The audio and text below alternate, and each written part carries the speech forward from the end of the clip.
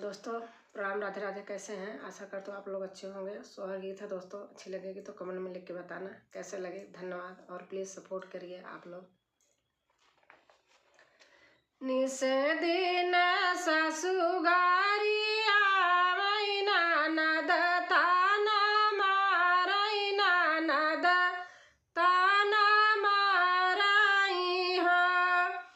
निसे दिन ससुगारिया मैना नद ताना मारई नद ताना मारई हो। राम कवन करम वासे चूके लालन नहीं पायऊ लालन नहीं पायऊ हो। राम कवन करम वासे चूके लालन नहीं पायऊ लालन नहीं पायऊ हो। पेड़वा पे बैठा सुगनवा मधुर बोलिया बोलई मधुर बोलिया बोलई हो। रानी सासू का नहीं की सेवा ननद जी के आदर ननद जी के आदर हो। पेड़वा पे बैठा सुगनवा मधुर बोलिया बोलई मधुर बोलिया बोलई हो।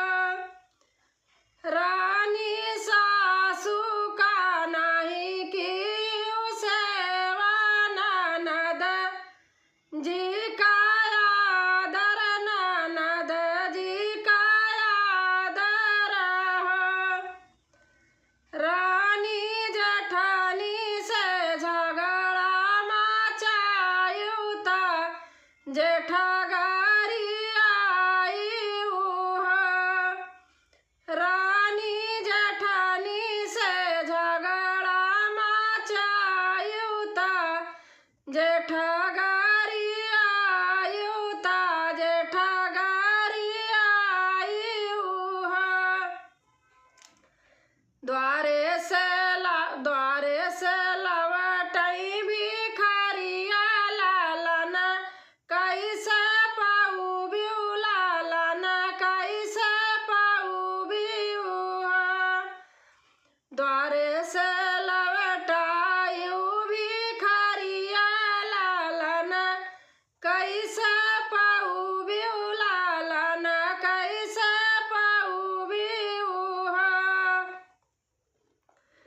भले सुगना बोली आई बोलाई बोली के सुनाया तू हो। भले सुगना बोलिया सुनाया तू हमके समझायाऊ हमके समझायाऊ हो।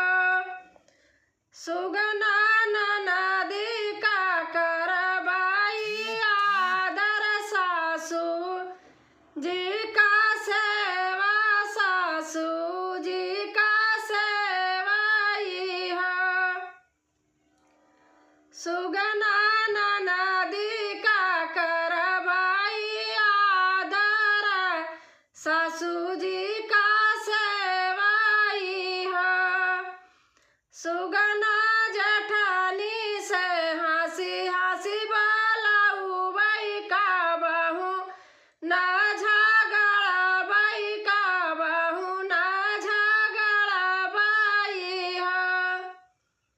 सुगना जेठानी का हंसी हंसी बोलाऊ बाई का बहू ना झगड़ा बाई का बहू ना झगड़ा बाई हो। सुगना द्वारे पे जे आई आई भिखारिया भी हंसी भिखिया दे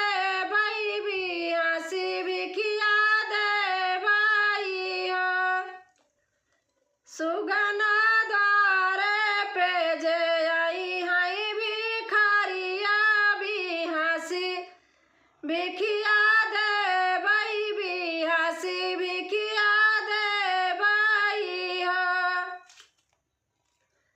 तब अपन करबाई करमाता प्रभु के मानऊ बाई तो प्रभु के मानऊ बाई हो तब अपन करबाई करमाता प्रभु के मानऊ बाई तो प्रभु के मानऊ बाई हो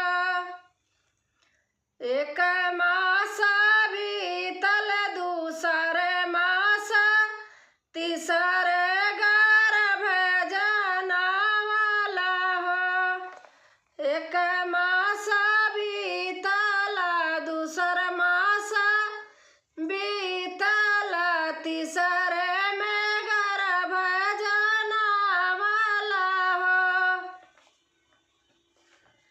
बहिनी बीतत नवय के मास ललना जनमली है ललना जनमली है हो बहिनी बीतल नवय के मास ललना जनमली है ललना जनमली है हो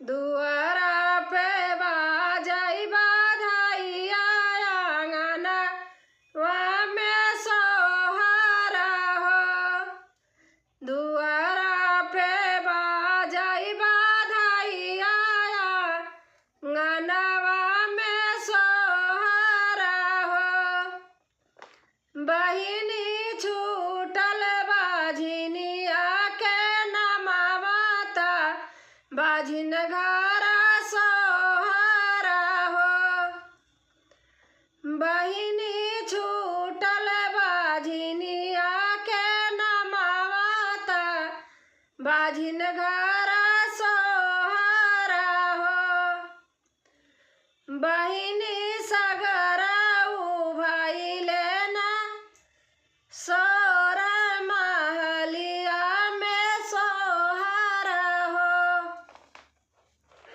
बहिनी सगरऊ भाई